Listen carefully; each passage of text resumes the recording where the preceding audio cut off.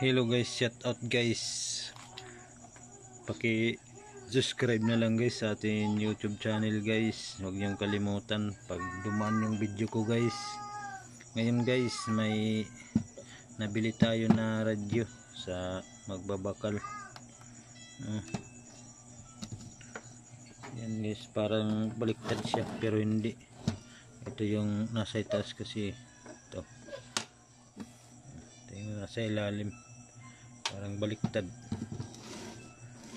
Guys, may bluetooth siya. Yan.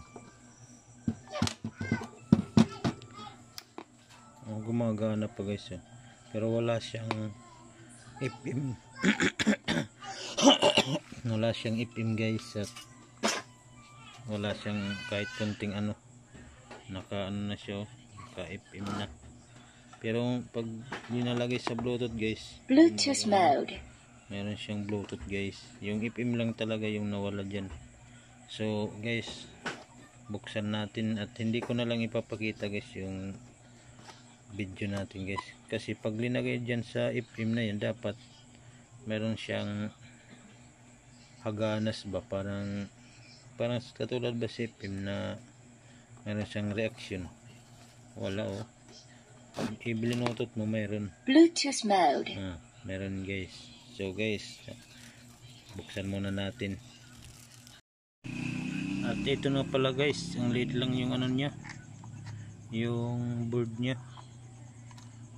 Pagkaliit lang pahaba. So may transformer, may battery.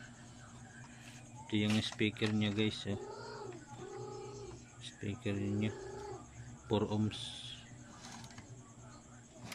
5 watts. Napakaliit yung nya guys, yung battery nya. Sobrang liit.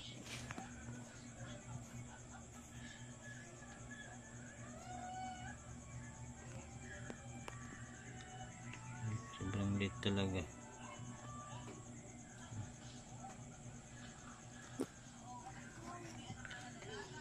So ayusin muna natin guys, hindi na naman natin ipapakita yung pag trouble nito.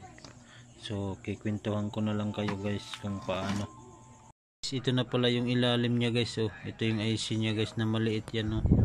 Yung sira nya pala nito guys, transistor na hindi natin makita guys yung number. Kaya hindi natin guys maibalik yung FM nya kasi wala siyang supply na papunta sa kanyang IC dito sa kanyang FM. Yan, yung FM na IC yan guys, para sa FM yan. Wala.